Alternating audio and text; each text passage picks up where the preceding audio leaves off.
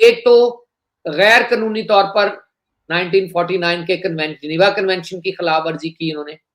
दूसरा, इन्होंने आर्टिकल 26 और 60 जो 1969 के वियना कन्वेंशन बराए कानूनी मुआहदात, बिलखसूस आर्टिकल 60 के मुआहदे की गैर कानूनी मुअत्तली, वो सिंध कास वाला जो मुआहदा है उसको यूनिलैटरली जो उन्होंने कहा ना कि हम मुअत्तल कर रहे हैं और ये तो बहुत बड़ा एक तनाज़ा है।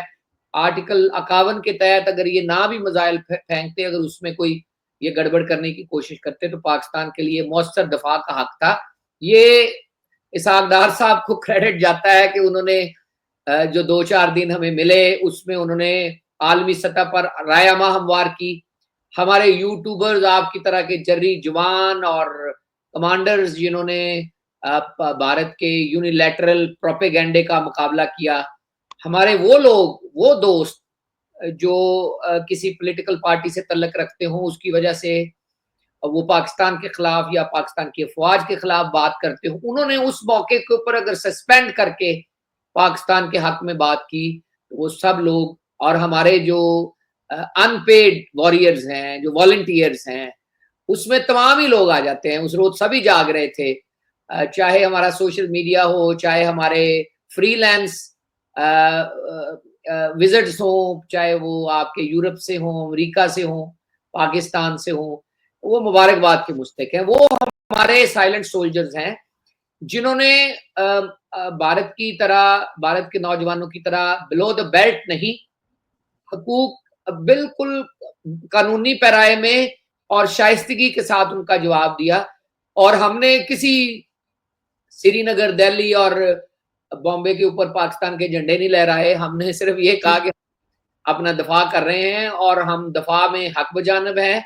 और हमने बताया कि कहाँ-कहाँ इनके मिसाइल गिरे हैं और कहाँ-कहाँ हमने इनके ड्रोन इंटरसेप्ट किए हैं और फिर हमने कहाँ-कहाँ हमला किया, फैक्ट्स एंड फिगर के साथ हमने उसके ऊपर लोगों ने बताया एक दूसरे को।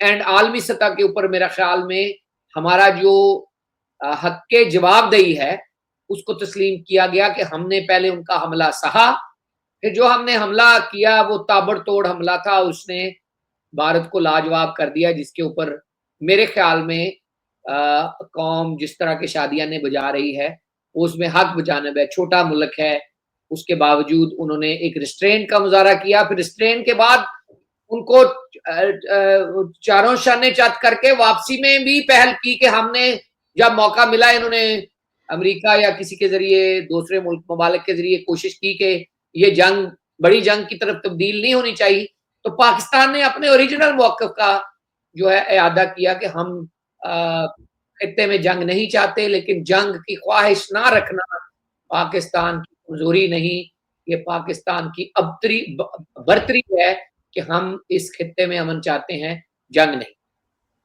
बिल्कुल ठीक कह रहे हैं। मलिक साहब, 3 महाज़ों पर जंग जैसे आपने भी ज़िक्र किया, एक हमारे फ़ौजी लड़ रहे थे और एक हमारे डिजिटल मीडिया मुख्तलिफ किस्म के जो वॉरियर हैं वो लड़ रहे थे।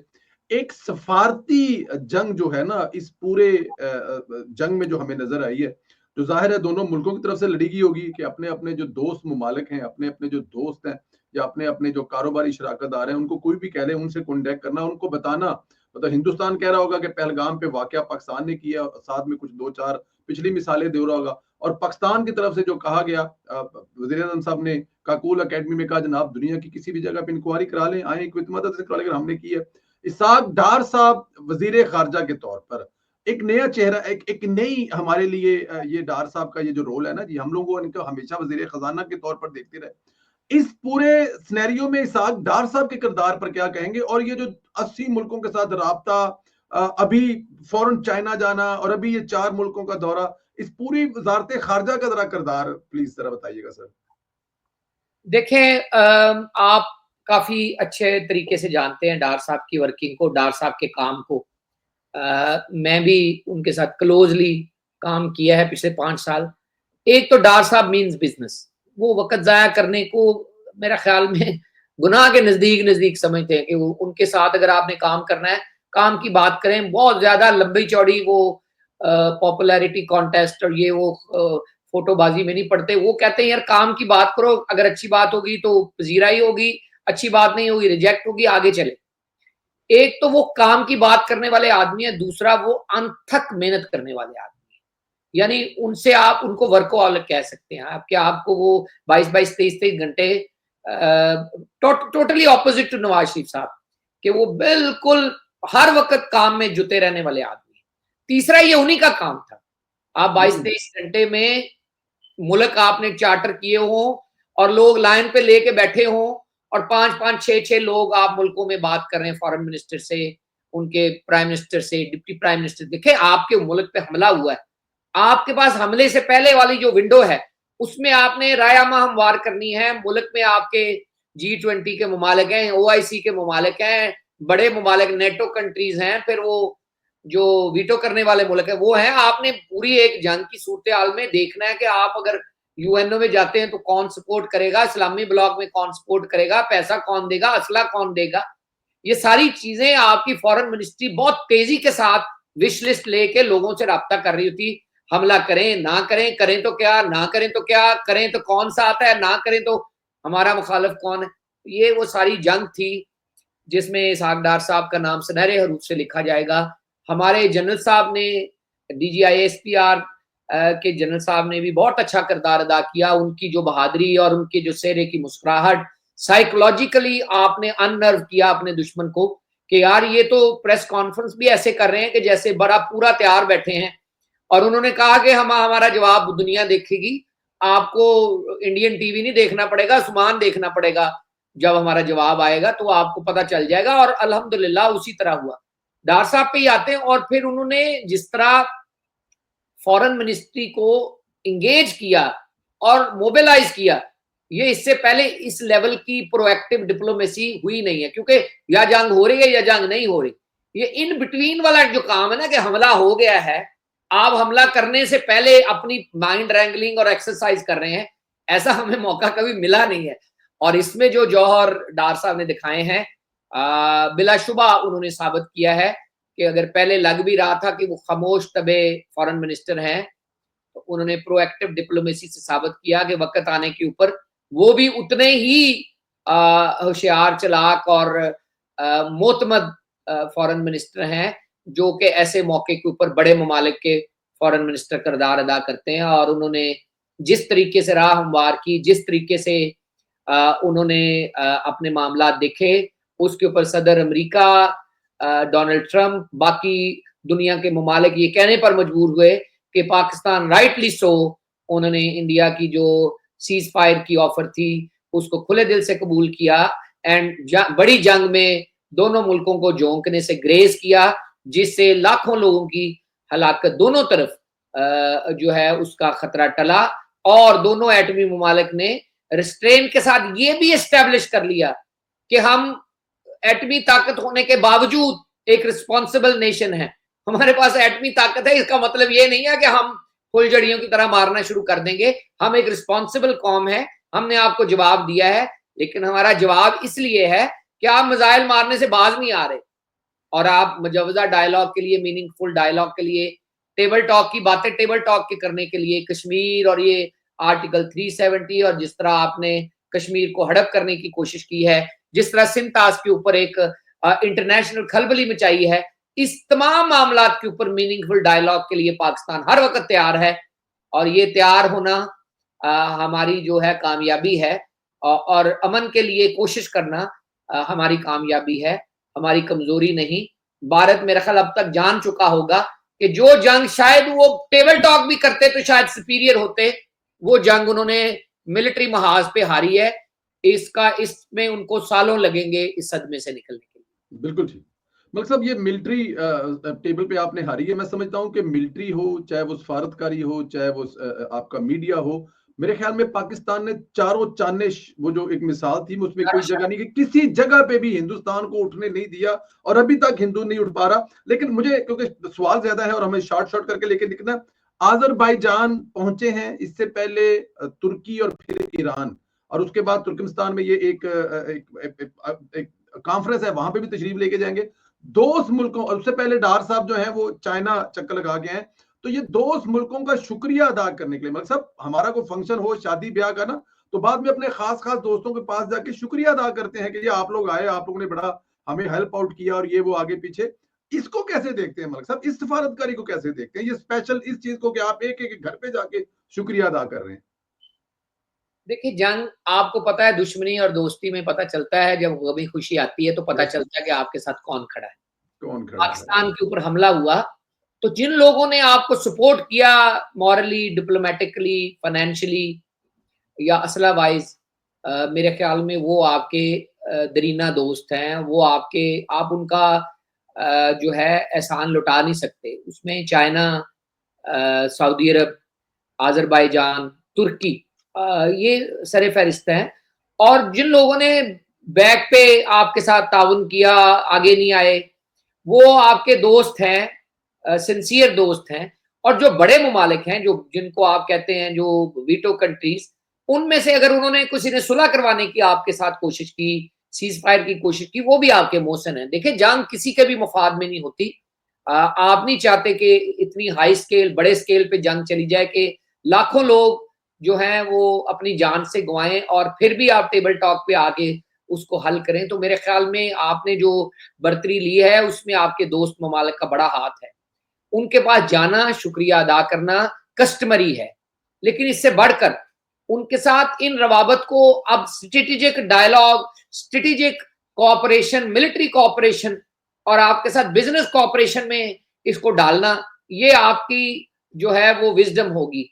उसमें डार साहब साथ जा रहे हैं, सिपा सलार फील्ड मार्शल साहब, जिनको मुबारकबाद देते हैं, जिन्होंने बहुत अच्छे तरीके से इस तमाम जंग में किरदार अदा किया है। और जो बनियान मरसूस, जो उन्होंने नाम इसका चुना था, सीसा पलाई दवार, जो उसमें उनका एंकरशिप है, मैं समझता हूँ पूरी कौम उसको सराह रही है कि उन्होंने चुपके चुपके वार किया है और रिजल्ट 100% लेके आए हैं। ये राफेल को जिस तरह उन्होंने तबाह किया है, पूरी दुनिया में उसकी मार्केट को अफेक्ट किया है। आपके मिग 17 के ऑर्डर्स आ रहे हैं, लोगों के ऑर्डर्स कैंसिल हो रहे हैं। इतनी, मेरा नहीं ख्याल इतनी तेजी से तीनों मुल्कों के टॉप आर्सेनल को जिस तरह तबाह किया गया है, जिससे internationally, psychologically and business wise आपको ऑर्डर मिल रहे हैं, उनके ऑर्डर कैंसिल हो रहे हैं। ये मेरे ख्याल में बहुत ही मजबूत एक आपकी स्ट्रेटेजिक एसेट बन रहा है। तीनों मुसल्लह अफवाज के सरबराह, आर्मी चीफ के साथ आपके प्राइम मिनिस्टर, आपके डिप्टी प्राइम मिनिस्टर, ये लोग मुल्कों में जा रहे हैं। इससे आपके बिजनेस रवाबत बढ़ेंगे। शुक्रिया तो आप कर ही रहे हैं, साथ ऑर्डर्स लेके आ रहे हैं, साथ बिजनेस बढ़ा रहे हैं, साथ मिलिट्री कोऑपरेशन बढ़ा रहे हैं। मेरे ख्याल में खित्ते में अमन के साथ साथ तजारती रवाबत बढ़ाने में मदद मिलेगी। और अगर कल को डोनाल्ड ट्रंप आते हैं इस खित्ते में, जिस तरह वो कह रहे हैं कि मैं इनके साथ खाना खाना चाहूंगा, मैं इनके साथ डायलॉग करना चाहूंगा, मैं इनके साथ बिजनेस करना चाहूंगा, तो मेरे ख्याल में दोनों ममालिक को सीरियसली इसके ऊपर वर्कआउट करके तैयार रहना चाहिए। क्योंकि अगर डोनाल्ड ट्रंप कुछ कह रहे हैं तो वो कर गुजरने वाले आदमी हैं और वो आएंगे, कुछ ना कुछ लेके आएंगे। आपके पास विश लिस्ट तैयार होनी चाहिए कि आप अमेरिका से किस तरह के ताउन की जो है उम्मीद रखते हैं, और क्या वर्कबल रियलिस्टिक टारगेट्स हैं जो हम उनसे अचीव कर सकते हैं। अगर आप उनके साथ डिफेंस एंड हाईटेक कोऑपरेशन के लिए काम करते हैं, या आप अपने डायस्पोरा को इस्तेमाल करते हैं, या आगे बढ़कर पाकिस्तान और अमेरिका के तल्लुकात को मजीद बेहतर करने के लिए आप कोशिशें करते हैं, तो ये पाकिस्तान और खित्ते के लिए अच्छा होगा। पाकिस्तान चाइना के लिए जो आपने टेस्टेड एक फ्रेंड के साथ जो कोऑपरेशन आपने देखा है, वो मेरा ख्याल आगे जाकर इस खित्ते की किस्मत बदलने के लिए बहुत कारगर साबित होगा। आप उनके साथ ऑलरेडी काम कर रहे हैं बलूचिस्तान में। इंशाल्लाह ताला इस एक्सरसाइज के बाद आप मजीद म्यूचुअल मिलिट्री कोऑपरेशन बढ़ेगा। तैयारों की बनाने की और बेचने की जो है उसमें तेजी आएगी। उनके साथ म्यूचुअल हाईटेक कोऑपरेशन, ये जो रडार है या ये जो सिग्नल है, ये जो हमारी जो ड्रोन कैपेसिटी है, इसमें बहुत मजीद इजाफा होगा। क्योंकि अभी सीज फायर हुआ है, अभी दोनों ममालिक अपना अपना स्टॉक चेक कर रहे होंगे और अपने आप को तैयार रखेंगे। हम इंडिया की तरफ से आंखें बंद करके नहीं बैठ सकते। मेरे ख्याल में ये पोस्ट वॉर जो ये टाइम है, इसमें तमाम दोनों ममालिक अपने अपने एमिसरीज को भेज रहे हैं बैन अवी दुनिया में कि इस मसले का मिलिट्री हल जो है शायद मुमकिन ना हो, लेकिन सफारती हल मुमकिन है, और उसमें बड़े ममालिक इंटरनेशनल कन्वेंशन की प्रोटेक्शन के लिए अपना किरदार अदा करें। अदरवाइज कोई भी मुआहदा किसी के साथ नहीं करेगा अगर यूनिलैटरी आपने इस तरह तोड़ देना है। फिर उसके बाद आपको यूएनओ की या बाकी कन्वेंशन की जरूरत नहीं रहेगी। तो जो है, अगर कोई यूएनओ की बात ही नहीं मानेगा तो कल को उनकी रेजोल्यूशन की क्या हैसियत रह जाएगी अगर इंडिया यूनिलैटरली आपका पानी बंद कर दे और पूरी दुनिया उसके ऊपर खामोशी इख्तियार करे। तो मेरे ख्याल में हम एक नई दुनिया में जा रहे हैं। उससे ये पता चलेगा कि कन्वेंशन की हैसियत क्या है, और अगर कोई यूनिलैटरल कन्वेंशन तोड़ता है, क्या उसका हुक्का पानी बंद होगा, नहीं बंद होगा, बड़े ममालिक क्या करेंगे, छोटे ममालिक क्या करेंगे, और पाकिस्तान बहैसियत एक न्यूक्लियाई ताकत इस खित्ते में क्या रोल अदा करेगा। हमारे ऊपर कोई सिपाहियों वाला जो काम है वो मेरे ख्याल अब थानेदारी इंडिया के हाथ में नहीं रहेगी। अब हर कोई अपना अपना थानेदार होगा, और पाकिस्तान ने ये साबित किया है कि हम भी इस खित्ते में अहम मिलिट्री प्लेयर हैं। हमें निगला या चबाया नहीं जा सकता। हम भी दंदान शिकल जवाब देंगे, और उसका मजारा आपने 10 मई को देख लिया। और वजीर आजम साहब को मुबारकबाद, जिन्होंने 10 मई को 28 मई की तरह जो है यौम फतह करार देते हुए छुट्टी का ऐलान किया और उसको सेलिब्रेट का ऐलान किया है। हम इंशाअल्लाह ताला 10 मई एंड 28 मई फख्र के साथ मनाया करेंगे। इसमें कोई शक नहीं है। 10 मई के बाद एक 9 मई आएगा, फिर 10 मई आएगा, फिर 28 मई से आएगा। 9 मई को हमला हुआ था, और इंडिया को पता चल गया कि 9 मई के ऊपर हमला करने वालों के साथ पाकिस्तान क्या करता है।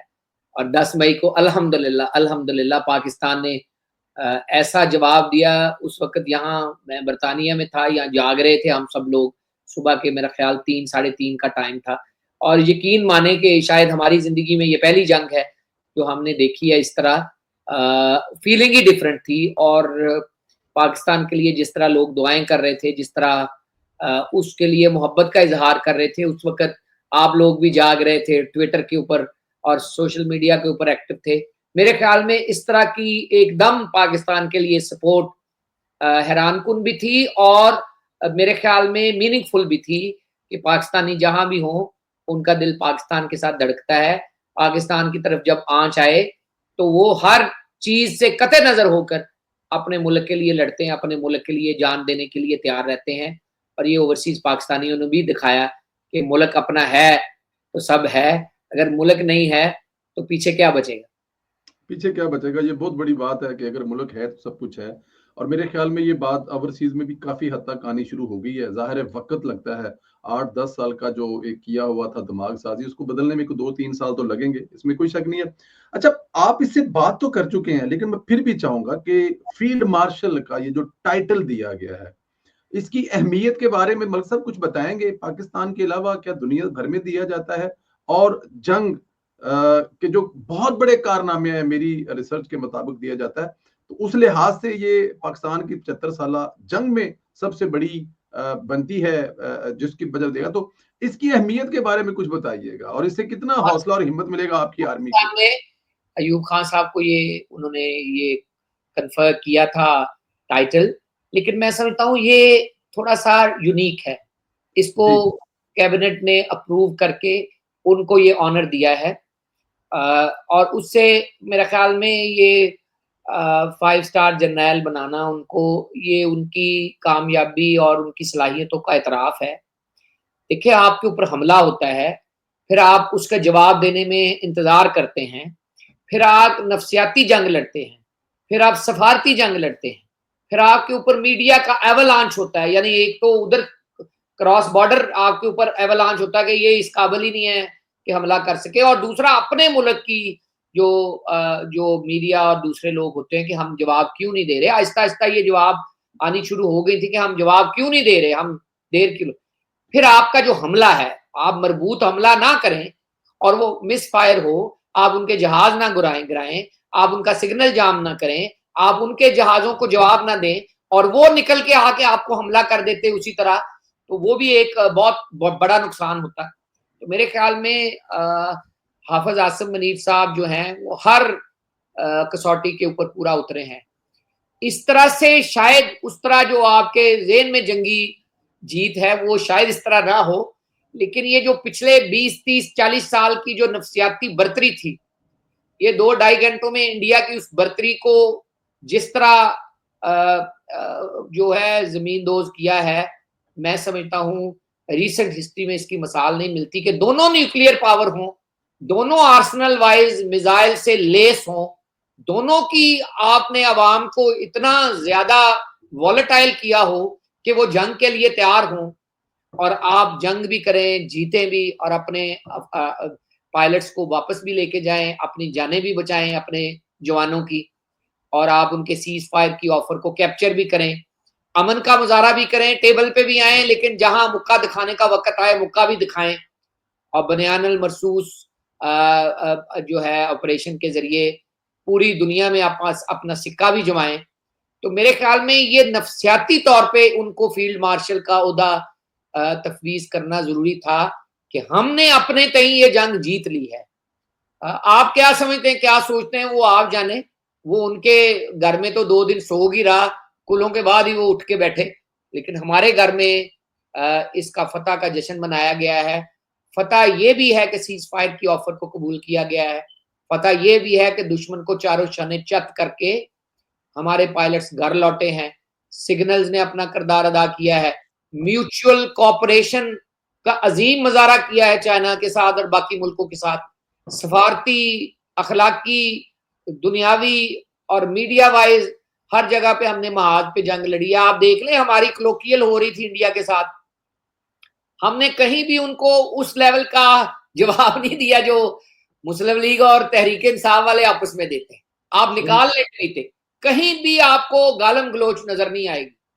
हम उनको जवाब दे रहे थे with pictures, with their Rafale, with their S-400, with their social media के, अगर उनके अपने जर्नल्स कोई बात कर रहे थे तो अब हम उनको उन्हीं का चेहरा दिखा रहे थे। ये एक मजबूत, एक बहुत ही अलाइव कौम की निशानी है। और आप जिस तरह के चुटकुले शेयर कर रहे थे जंग के दौरान, ये भी एक आपकी जो है खासियत है कि इतनी साइकोलॉजिकली टेंस माहौल में भी आप अलर्ट थे, कौम अलर्ट थी। जिस तरह आपके फायर हो रहा था और बाकी लोग जाके गन्नों के पास बैठ के तमाशाइयों की तरह उनको वाह कर रहे थे, बकअप कर रहे थे। जिस तरह आपने ड्रोन हटाते वो गिराते वक्त आपने एक शहरी को गन के जरिए ड्रोन को नीचे गिराते आपने अपने सोल्जर के साथ खड़े देखा। तो यार आपने तो 220 मिलियन को सोल्जर बना दिया, और इससे बढ़कर और क्या हो सकता है कि आप एज अ कौम इस जंग को लड़े हैं। और आपकी कौम रात के वक्त, फजर के वक्त अपनी आपने कौम को जंग जीत के उनके हाथ में दी है। वो पैनिक क्रिएट नहीं किया, हमारे ऊपर मिसाइल हो रहे थे, वहां ही सायरन बज रहे थे जहां जहां हमला हो रहा था। कोई किसी किस्म का पैनिक, कोई किसी किस्म का ऐलान, कोई किसी का नेशनल टीवी पे आके बंकर्स में घुसने का ऐलान नहीं था। सिर्फ ये था कि आप हमारे जवाब का इंतजार करें, और अल्हम्दुलिल्लाह आपका जवाब मजबूत था। और इसी वजह से मेरे ख्याल में फील्ड मार्शल का उनको मेडल, उनको डेकोरेशन, उनको तरक्की देना, ये तरक्की हुई है। अब से फील्ड मार्शल से उनका नया दौर शुरू हो गया है। तो मेरे ख्याल में ये अगला 2-3 साल का दौर जो है पाकिस्तान के लिए तरक्की का दौर होगा। किसी भी सोल्जर के लिए, आसिम मुनीर साहब, उनके घर वालों को, उनकी अफवाज को, उनके यूनिट को, उनकी तमाम जो फौज है, उनको मुबारकबाद। ये छोटी सी जीत नहीं है, और उन्होंने इस एजाज के ऊपर कैबिनेट को, वजीर आजम को शुक्रिया अदा किया है, और इसको शहीदों, गाजियों के नाम लगाया है, सोल्जर के नाम लगाया है। तो मैं समझता हूँ इसको 3-4 जगहों पे आपको इसका फायदा है। यूनिटी ऑफ कमांड कंटिन्यू करेगी, उनको टाइम जो है आपका एज नए 5 स्टार सोल्जर के ऊपर नया टाइम उनको मिलेगा, और अफवाज में जो नफ्सियाती बर्तरी आई है वो उसको कंटिन्यू करेंगे। और अगर इस दौरान में को भारत कोई ऐसी चपकलिश करता है तो आपके पास एक अच्छा, एक जर्री, ब्रेव जर्नैल मौजूद होगा जो उसका जवाब देने का हक भी रखता होगा, हौसला भी रखता होगा, स्किल भी रखता होगा। और जो उनके साथ पैर है, मियाँ शहबाज शरीफ, मियाँ नवाज शरीफ, इसहाक डार साहब, वो लोग जो हैं जो इस चीज से निकल चुके हैं, समझते हैं चीजों को। और आसिफ जरदारी साहब जो है वो उनके साथ हैं, उनका बेटा बिलावल उनके साथ। तो ये बड़ा एक अच्छा एक कॉम्बिनेशन है जो पाकिस्तान को आगे चैलेंजेस को नबरदज़मा होने में मददगार साबित होगा। बिल्कुल ठीक। मलिक साहब, कल का दिन जो है वो पाकिस्तान की तारीख